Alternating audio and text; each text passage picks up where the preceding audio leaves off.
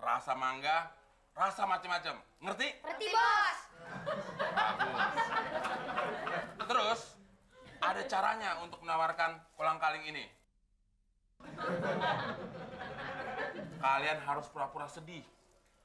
Kalian bilang kalau kalian itu anak yatim yang nggak punya rumah, yang sedang berjualan kolang-kaling untuk kebutuhan sehari-hari, untuk makan, untuk bayar sekolah, pokoknya yang sedih-sedih. Ngerti nggak? Ngerti, Bos.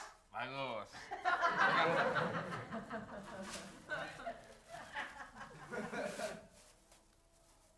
Nah, kalau nanti kolang-kaling ini sudah laku terjual semua, baru kalian balik lagi ke markas ini. Nanti baru bos kasih bonus satu persatu. Siap? Siap, Bos. Berangkat!